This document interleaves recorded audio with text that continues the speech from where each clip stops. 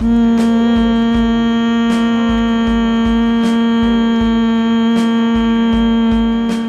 याद रखें कि आपको जब पूरी बॉडी में दर्द हो रहा हो तो आप इसे क्लैप करें, आपको ऐसे लगेगा जैसे पूरी बॉडी का मसाज हो। ये तो आप बैठे बैठे टीवी देख रहे हैं, कोई भी काम कर रहे हैं, इस तरह से अपनी एल्बो पे, अपनी बाजू के इस तरह टैप किया करें, ये भी ब्लड सर्कुलेशन को बढ़ाता है। याद रखें आपने अपने दिल की बहुत हिफाजत करनी है।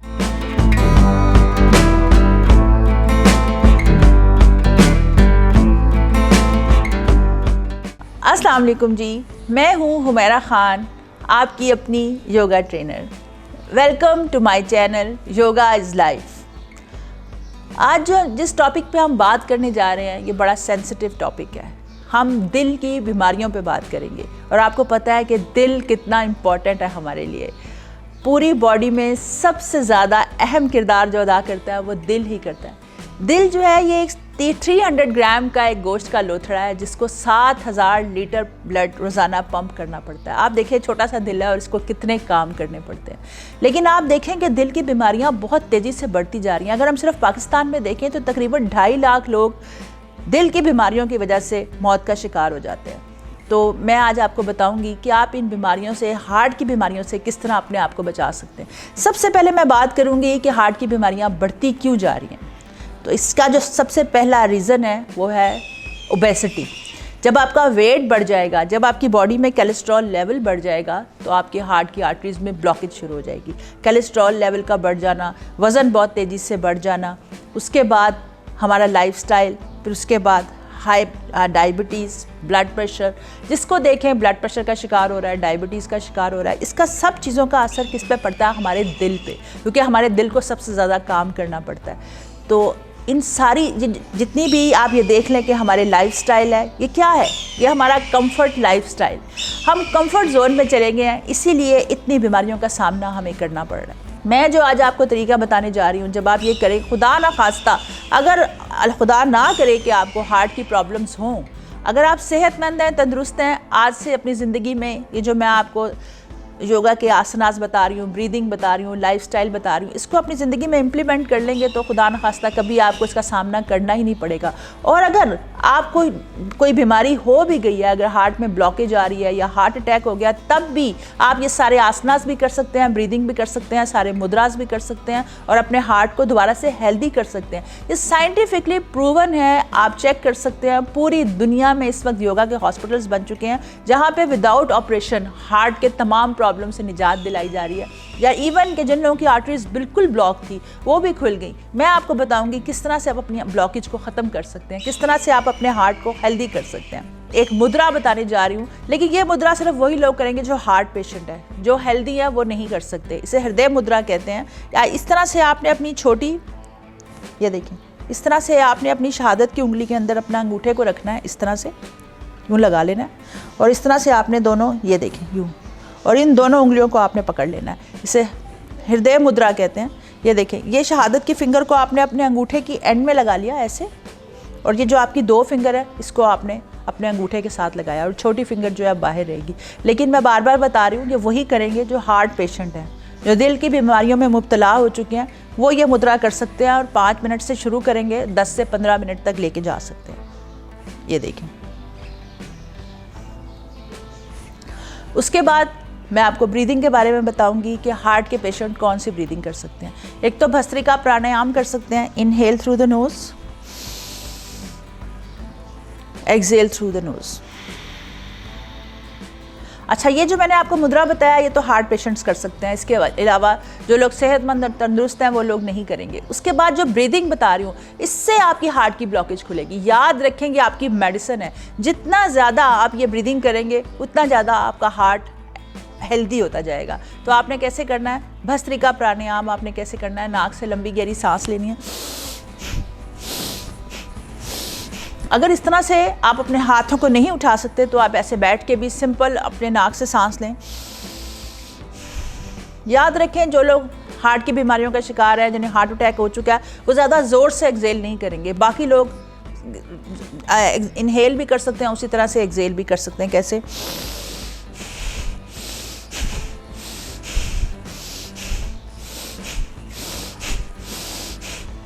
और जो लोग जिनको हार्ट अटैक हो चुका है वो लोग लंबी गहरी सांस लेंगे।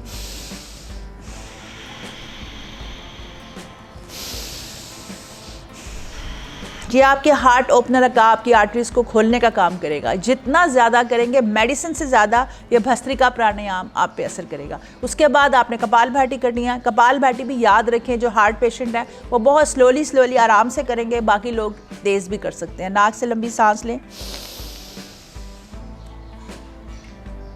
अब आपने इसको 10 टाइम एक्सेल करना है, पेट को अंदर खींचना है।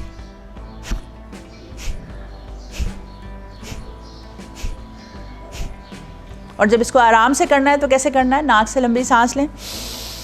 अब पर सेकंड हमने सांस को बाहर निकालना है।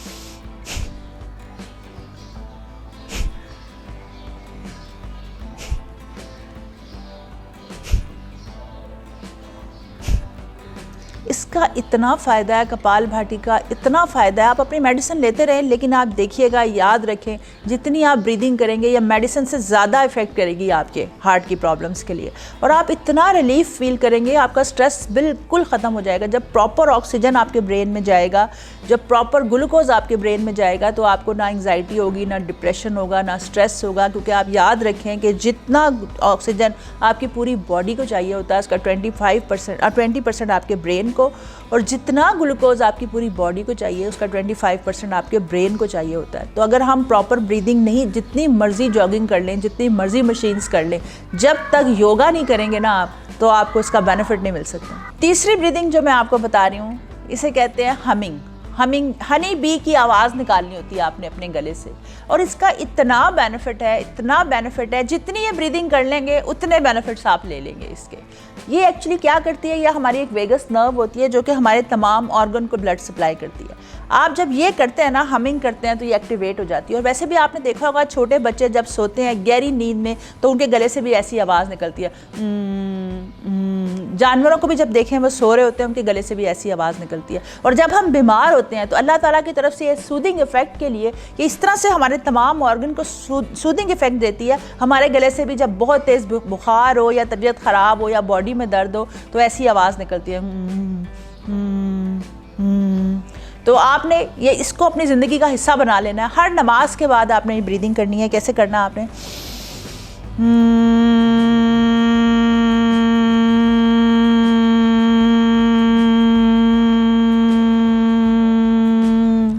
फिर दोबारा जितनी देर में आपका सांस टूटता है, फिर लंबी गहरी सांस लें और गले से हमिंग की आवाज़। इसके इतने बेनिफिट्स हैं, ये जो मैं आपको बता रही हूँ, आप इसको इम्प्लीमेंट करके देखें। जिसको मैंने आज तक बताया ना, अल्हम्दुलिल्लाह उनको इतना फ़ायदा हुआ है। इसीलिए मैंने सोचा कि इस बात को मैं आगे फैलाऊँ, ताकि आप सब लोग बीमारियों से बच जाएं, दवाइयों से बच जाएं और सेहतमंद ज़िंदगी गुजारें। ये 3 ब्रीदिंग करने के बाद मैं आपको 3 आसनास बताऊंगी जो आपने करने हैं। याद रखें, जब भी योगा आसना करने हैं आपने, आप खाली पेट होना चाहिए, खाना ना खाया हो, और अगर खाना खाया हो तो 3 घंटे का गैप देना है। और सबसे पहले हल्का सा वार्म अप करना है, खड़े होकर थोड़ा सा वार्म अप कर लें, ताड़ आसना जो मैंने बताया है वो कर लें। और उसके बाद आपने पहला पोज जो करना है, ताड़ आसना। ये देखिए, ताड़ आसना में इस तरह से आपने अपने टो के ऊपर आ जाना है, हील्स को उठा लेना और दोनों हाथ ऊपर ले जाने हैं। इसमें आपने 30 सेकंड तक रुकना है। आपने कोशिश करनी है कि मैंने छत तक जाना है, इतना ऊपर जाना है। इससे आपकी पूरी बॉडी में ब्लड सर्कुलेशन बढ़ जाता है ताड़ आसना में। जितना आप ऊपर जाएंगे, 30 सेकंड रुक सकते हैं, 1 मिनट रुक सकते हैं, ये आपने करना है। इसके बाद आपने अटकुट आसना, चेयर पोज। ये देखें, इस तरह से आपने अपने दोनों हाथों को पहले ऊपर लेके जाना है, फिर अपनी बैक को इस तरह से पीछे की तरफ लेके आना है। इसमें भी स्टे करना है आपने, 30 सेकंड स्टे कर लें, 1 मिनट स्टे कर लें। आहिस्ता आहिस्ता जब आपको इस पर महारत हासिल हो जाए, जब आप प्रैक्टिस करते रहेंगे, तो फिर 1 मिनट तक इसको ले जाएं और 3 बार इसको करें 1-1 मिनट के लिए। तो ये बहुत अच्छा है, अटकुट आसना। उसके बाद आपने इसके बाद ट्री पोज।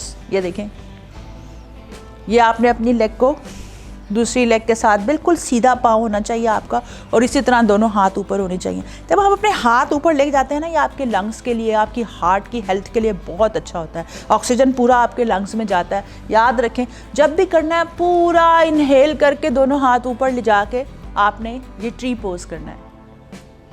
इसको भी आप 30 सेकंड रुके इसमें, फिर उसके बाद आहिस्ता आहिस्ता जब आपकी प्रैक्टिस हो जाए तो आप इसमें 1 मिनट भी रुक सकते हैं। ये 3 पोज आपने मेरे कहने पे ज़रूर करने हैं और आप इसके बाद देखिएगा कि आपको इसका क्या इफ़ेक्ट मिलता है। उसके बाद आपने क्लैप करना है रोज़। अब आप हंसेंगे जी क्लैप करने से क्या होगा?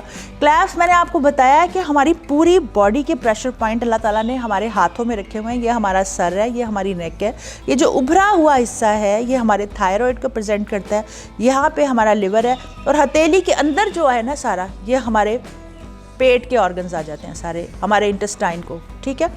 ये हमारी दोनों टांगें हैं, यहाँ पे हमारे जेनिटल्स हैं, यहाँ पे आपकी यूट्रस और ओवरीज है, ये आपकी लेग्स है। ये पूरी आपकी बॉडी को प्रेजेंट कर रहा है। ये देखिए, आपने जब क्लैप किया ना आपकी पूरी बॉडी का ब्लड सर्कुलेशन बढ़ गया। जब आप क्लैप करते हैं ना आपकी पूरी बॉडी के प्रेशर पॉइंट एक्टिवेट हो जाते हैं। आप याद रखें, इससे आपका ब्लड सर्कुलेशन इतना तेज़ हो जाता है। आप करके देखें, आपको ऐसे लगेगा जैसे आपने रनिंग की है, जैसे आप बहुत वॉक करके आए हैं।